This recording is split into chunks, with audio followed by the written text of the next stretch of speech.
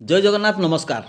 आसतु नजर पकईवा आज top news update कौन सब रही किंतु ता पूर्व आपण मानकु गोटे अनुरोध वीडियोटी संपूर्ण देखि सुचिंतित मतामत दिंतु।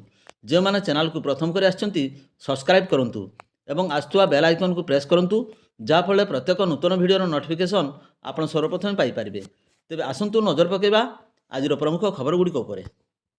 आज प्रथम खबर उदुला सहर में ओडिशार एकमात्र सरस्वती देवी मंदिर अधिष्ठात्री देवी माँ बागदेवी बहु पुरातन कालू यही सरस्वती पूजा हो आसुवा बेले यही अवसर में आज तो उदुला सरस्वती मेला उदुला तथा जिलापाई यह एक उत्सव भली पालित हो आसुची। चलित वर्ष सरस्वती मेला पूजार एक सप्ताह पर आरंभ हो शिवरात्रि पूर्व दिन समाप्त हेब बोली आयोजक कमिटी सूत्रु प्रकाश। यही मेला अंचलर संस्कृति और परंपरा को गुरुत्व दे दीर्घ वर्षरू पारंपरिक सामग्री पसरा मेलाई थाए। विभिन्न रकमर दली छोट पिलांक हरेक रकमर खेलना सहित मनोहरी सामग्री ठारू आरंभ करी विभिन्न राज्यर आसथिबा वस्त्र शंख एवं दुकान नारी मानक पई सौंदर्य प्रसाधन चाष और चाषी पारंपरिक उपकरण घर उपकरण मसला ठारू शिलपथर चा कप ग्लास ठारू माटी चूड़ी आचार ठारू आरंभ करी विभिन्न खाद्यर सामग्री सबुठारू आकर्षणीय बेलून ठारू मुखा बाउंश रकमर आलोकयुक्त खेलना आकर्षणीय केन्द्रबिंदु साजिची। 2 तारिख आरंभ होउथबा मेला एवं बेस जमी आसुची। तेबे पारंपरिक सामग्री दुकान संख्या कमुथुबा बेले खाद्य सामग्री स्टल भिड़मान अधिक भिड़ देखा मिलूची। भेलपुरिया ठारू आरंभ करी चाइनीज फास्टफुड डोसा चाट गुपचुप सहित आइसक्रीम विशेषकर मुढ़ी मांसर आसर मेला को अधिक आकर्षित करुच्ची। अत्याधुनिक स्टल मानकरे युवपीढ़ी भिड़ जमाउछंती। सेहीपरि खजा खुड़मा और लडूर पारंपरिक पसरा मेला को रंगीन करुथिले हैं। चाहिदा आग भली नहीं। सूचनायोग्य जे यही मेलारे दैनिक 30,000 ऊर्ध्व कार्य जमाउछंती। परवर्ती खबर 3 दिनिया मयूरभंज गस्त करी राष्ट्रपति अंतिम दिन गस्त करथिले। गतकाल राष्ट्रपति शिमिलीपाल गुड़गुड़ियाठार फरेस्ट बंगलार रात्रियापन करथिले। शुक्रवार अनेक कार्य जोग देइथिले। राष्ट्रपति सकाळ समय राष्ट्रपति शिमिलीपाल बुलिबा सह सेठारे प्रातभोजन करथिले। तापरे शिमिलीपाल आदिवासी युवक और युवती सह राष्ट्रपति आलोचना करथिले। सेमानक पाखरे सरकारी सुविधा पहुँची पारुछि कि नाही ता सेमानक पाखरु बुझिथिले। शिमिलीपाल बसवास करथुवा लोकमानकु कमल बंटन करथिले। तापरे राष्ट्रपति जयपुर रे थिबा हेलीपैड को गस्त करथिले। हेलीपैड जोगे कुलेकुंडा एयरबेस को जाई भुवनेश्वर अभिमुखे यात्रा करथिले महामहिम। अपराह्न रे भुवनेश्वर ब्लैक स्वान समिट रे जोग देवार सूचना मिलिथिला। परे स्वतंत्र वायुसेना विमान जोगे भुवनेश्वर राष्ट्रपति छत्तीसगढ़ अभिमुखे यात्रा करथिले। परवर्ती खबर विद्यालय हॉस्टेल 2 जन छात्री निखोज हो जाइछन्ती। 14 घंटा हेब निखोज अछन्ती 2 छात्री। एभली घटना घटी मयूरभंज जिला उदला ब्लॉक राढ़ केजीबीबी विद्यालय रे रातिरु षष्ठ श्रेणीर 2 जन छात्री निखोज अछन्ती। खबर पाई परिवार लोके विद्यालय पहुँची विभिन्न स्थान में खोजाखोजी करने पर भी निखोज छात्री कौन पत्ता मिल पारि नाही। घटना बाबद प्रधान शिक्षयित्री मालती बेहरा कौन प्रतिक्रिया रखी ना। अन्यपटे यही घटन बीईओ विद्यालय पहुँची तदंत आरंभ करथिबा बेले छात्री मानकु शीघ्र खोजी बाहर कराजिबा नै प्रयास करा जाउथबा कहिसंती। परवर्ती खबर करंजिया ब्लॉक घस्ता पंचायतर हालपुर एवं पाटबिल पंचायत रे केउरा ग्राम रे अबकारी चढ़ाऊ करा जाए 70 लिटर महुली मद समेत गोटे बाइक को जबत करिथिबा सह 2 जन को गिरफ्त करे कोर्ट चालाण कराଯାଇଛି। हालपुर ग्रामर हृषिकेश नायक को गिरफ्त करी 40 लिटर महुली मद जबत कराइथिला। सेहीपरि केउरा ग्रामरू दुलू हेम्रम को गिरफ्त करने सह ता निकटरू गोटे हीरो होंडा बाइक और 30 लिटर महुली मद जबत कराइथिला।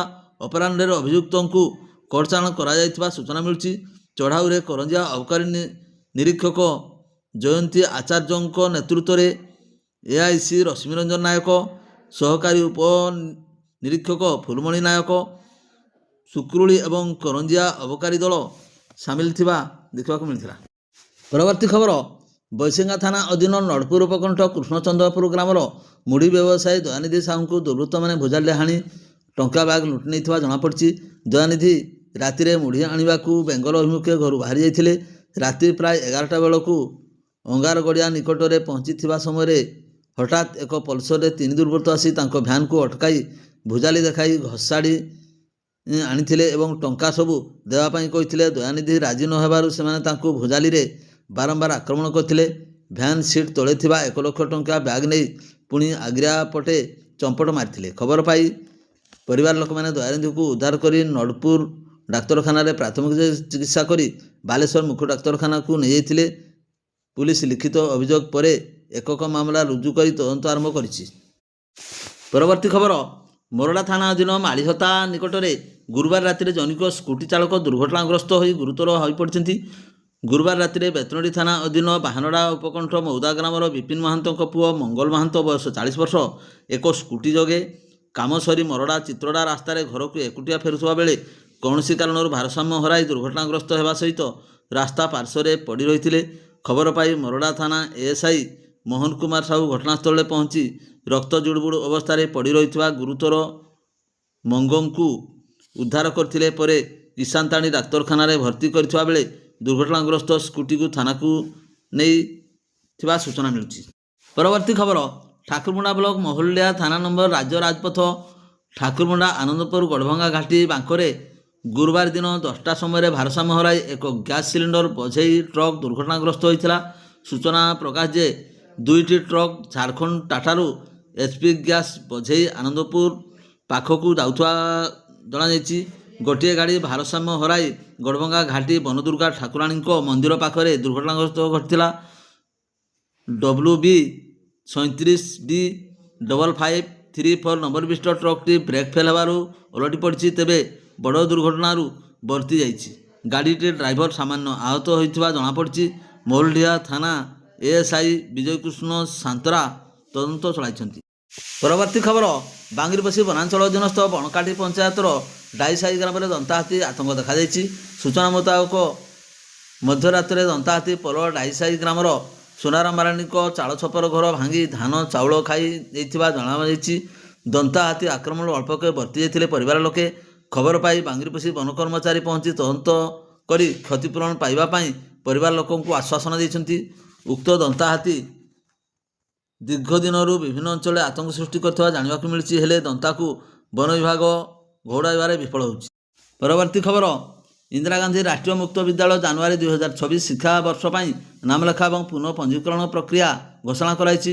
ବିଭିନ୍ନ କାରଣରୁ ଅଧାର ପାଠ ଛାଡ଼ିଥିବା କିମ୍ବା ଉଚ୍ଚଶିକ୍ଷା ପାଇବାରୁ ବଞ୍ଚିତ ହେଉଥିବା କୌଣସି ବୟସର ବ୍ୟକ୍ତି ବିଶେଷଙ୍କ ପାଇଁ ଇନ୍ଦିରା ଗାନ୍ଧୀ ରାଷ୍ଟ୍ରୀୟ ମୁକ୍ତ ବିଦ୍ୟାଳୟରେ ସମସ୍ତ ବିଭାଗରେ ସ୍ନାତକ, ସ୍ନାତକୋତ୍ତର ଡିପ୍ଲୋମା ଏବଂ ସାର୍ଟିଫିକେଟ୍ ପ୍ରୋଗ୍ରାମରେ ନାମଲେଖା ଏବଂ ପୁନଃ ପଞ୍ଜୀକରଣ ପ୍ରକ୍ରିୟା ଆଗାମୀ 15 ତାରିଖକୁ ବୃଦ୍ଧି କରାଯାଇଥିବାର ଇଗ୍ନୋର ବରିଷ୍ଠ ଆଞ୍ଚଳିକ ନିର୍ଦ୍ଦେଶକ ଡକ୍ଟର ମନୋଜ କୁମାର ଦାସଙ୍କଠାରୁ ପ୍ରକାଶ।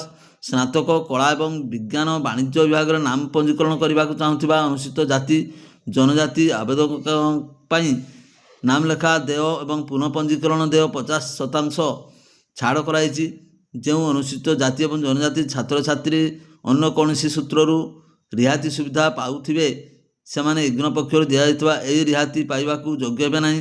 ଇଚ୍ଛୁକ ଛାତ୍ରଛାତ୍ରୀ ଇଗ୍ନୋର ୱେବସାଇଟ୍ ଏବଂ ଲିଙ୍କ ଅନୁସରଣ କରିପାରିବେ କିମ୍ବା ଆଞ୍ଚଳିକ କେନ୍ଦ୍ର ରାଇରଙ୍ଗପୁର ଇମେଲ୍ ଯୋଗେ ମଧ୍ୟ ଯୋଗାଯୋଗ କରିପାରିବେ। ପରବର୍ତ୍ତୀ ଖବର, ମୋରଡ଼ା ବ୍ଲକ ତଥା ବେତନଟୀ ବନାଞ୍ଚଳ ଅଧୀନ କରମଶଳ ଉପକଣ୍ଠ ସାତଶଳ ଗ୍ରାମ ନିକଟରେ ଥିବା ସରକାରୀ ଏବଂ ବେସରକାରୀ ଜମିରୁ ଗୁରୁବାର ବନ ବିଭାଗ ଚଢ଼ାଉ କରି ମୂଲ୍ୟବାନ ଶାଳଗଣ୍ଡି ଉଦ୍ଧାର କରିଥିବାର ସୂଚନା ମିଳିଛି। ବୁଧବାର ବିଳମ୍ବିତ ରାତିରେ ସାତଶଳ ଜଙ୍ଗଲ ସଂଲଗ୍ନ ସରକାରୀ ଏବଂ ଜୈନିକ ବ୍ୟକ୍ତିଙ୍କ ପଟ୍ଟାଭୁକ୍ତ ଜମିରୁ କିଛି ଦୁର୍ବୃତ୍ତ ମୂଲ୍ୟବାନ ଶାଳଗଛ କାଟି ଲୁଟ୍ କରିବାକୁ ଉଦ୍ୟମ ଯୋଜନା କରୁଥିବା ବେଳେ ସ୍ଥାନୀୟ ଲୋକଙ୍କ ତତ୍ପରତା ଯୋଗୁଁ ଉଦ୍ୟମ ପଣ୍ଡ ହୋଇଥିଲା। ତେବେ ବେତନଟୀ ରେଞ୍ଜ ଦାୟିତ୍ୱରେ ଥିବା ଡେପୁଟି ରେଞ୍ଜର ଧ୍ରୁବେନ୍ଦ୍ରନାଥ ନାୟକ ଏବଂ ଏ ସମ୍ପର୍କରେ ଖବର ପାଇ ସଦଳବଳେ ଘଟଣାସ୍ଥଳରେ ପହଞ୍ଚି ସରକାରୀ ଜମିରୁ ମୂଲ୍ୟବାନ 6 ଖଣ୍ଡ ଶାଳଗଣ୍ଡି ଜବତ କରି କୃଷ୍ଣଚନ୍ଦ୍ରପୁର ସ୍ଥିତ ସିଜରାଡ଼କୁ ଆଣିଥିଲେ। ପଟ୍ଟାଭୁକ୍ତ ଜମିରୁ ବେଆଇନ ଭାବରେ କେଉଁମାନେ ଗଛ କାଟି 12 ଖଣ୍ଡରୁ ଉର୍ଦ୍ଧ୍ୱ ଶାଳଗଛ ଏଣେତେଣେ ରଖିଛନ୍ତି, ସେ ନେଇ ତଦନ୍ତ ଜାରି ରହିଛି। ବାରମ୍ବାର ବେଆଇନ ଭାବେ ଗଛ କଟା ଥମୁନଥିବା ବେଳେ କାଠ ଲୁଟିଆ ବନ ବିଭାଗ ସହ ଲୁଚକାଳି ଖେଳି ମୌକା ଦେଖି ଫାଇଦା ଉଠାଇବାକୁ ଚେଷ୍ଟା କରୁଛି ବୋଲି ସାଧାରଣରେ ଆଲୋଚନା ହେଉଛି। ପରବର୍ତ୍ତୀ ଖବର, ଭାରତର ମହାମହିମ ରାଷ୍ଟ୍ରପତି ଶ୍ରୀମତୀ ଦ୍ରୌପଦୀ ମୁର୍ମୁଙ୍କ ସହିତ ତାଙ୍କ ଝିଅ ଇତିଶ୍ରୀ ମୁର୍ମୁଙ୍କୁ ଦେଖିବାକୁ ମିଳିଛି। ପୂର୍ବାହ୍ନରେ ଇତିଶ୍ରୀ ରାଇରଙ୍ଗପୁର ଉଚ୍ଚ ବିଦ୍ୟାଳୟ ପରିସରରେ ପିଢ଼ି ହିନ୍ଦୁଜା ଗ୍ରୁପ ଦ୍ୱାରା ନିର୍ମାଣ ହେବାକୁ ଥିବା ସଭାଗୃହ ଏବଂ ସାଂସ୍କୃତିକ କେନ୍ଦ୍ରର ଭିତ୍ତିପ୍ରସ୍ତର ସ୍ଥାପନ କାର୍ଯ୍ୟକ୍ରମରେ ମୁଖ୍ୟ ଅତିଥି ଭାବେ ଯୋଗ ଦେଇଥିଲେ। ରାଷ୍ଟ୍ରପତିଙ୍କ 3ଟି ସନ୍ତାନ ମଧ୍ୟରେ 2 ପୁଅ ଜଣେ ଝିଅ। 2 ପୁଅ ଏବଂ ସ୍ୱାମୀଙ୍କ ଦେହାନ୍ତ ହୋଇସାରିଛି। ଏବେ ରାଷ୍ଟ୍ରପତିଙ୍କ ସହିତ ତାଙ୍କର ଝିଅ ଇତିଶ୍ରୀ ରହି ଆସୁଛନ୍ତି। ଇତିଶ୍ରୀ ପେଶାରେ ଜଣେ ବ୍ୟାଙ୍କ ଅଧିକାରୀ। ସେ ତାଙ୍କ ବକ୍ତବ୍ୟରେ ରାଇରଙ୍ଗପୁର ଅରବିନ୍ଦ ପୂର୍ଣ୍ଣାଙ୍ଗ ଶିକ୍ଷା କେନ୍ଦ୍ର, ଯେଉଁଠି ଦିନେ ତାଙ୍କର ମା ମଧ୍ୟ ଶିକ୍ଷୟିତ୍ରୀ ଥିଲେ, ସେଠାରୁ ତାଙ୍କର ପ୍ରାଥମିକ ଶିକ୍ଷା ଆରମ୍ଭ ହୋଇଥିବା ପ୍ରକାଶ କରିଛନ୍ତି। ଏହା ସହିତ ରାଇରଙ୍ଗପୁର ସରକାରୀ ବାଳିକା ଉଚ୍ଚ ବିଦ୍ୟାଳୟରେ ପାଠ ପଢ଼ୁଥିଲେ। ତେଣୁ ରାଇରଙ୍ଗପୁର ସହିତ ବାଲ୍ୟ ଜୀବନ ଅଭୁଲା ସ୍ମୃତି ଚିରଦିନ ସ୍ମରଣୀୟ ହୋଇ ରହିବ ବୋଲି ସେ ପ୍ରକାଶ କରିଥିଲେ। ବାଦାମ ପାହାଡ଼ ନିକଟରେ ନିଜର ପୈତୃକ ଗାଁ ପାହାଡ଼ପୁର ଯାଇଥିବା ବେଳେ ଇତିଶ୍ରୀ ତାଙ୍କର ମା ଦ୍ରୌପଦୀ ମୁର୍ମୁଙ୍କ ସହିତ ସାଙ୍ଗରେ ଥିବା ଦେଖିବାକୁ ମିଳିଥିଲା। ସେଠାରେ ସେ ମାଙ୍କ ସହିତ ଦିବଂଗତ ପିତା ଏବଂ 2 ଭାଇଙ୍କ ପ୍ରତିମୂର୍ତ୍ତିରେ ଶ୍ରଦ୍ଧାଞ୍ଜଳି ଅର୍ପଣ କରିଥିଲେ। ଭିଡ଼ିଓଟିକୁ ଶେଷ ପର୍ଯ୍ୟନ୍ତ ଦେଖିଥିବାରୁ ଆପଣଙ୍କୁ ଅଶେଷ ଅଶେଷ ଧନ୍ୟବାଦ।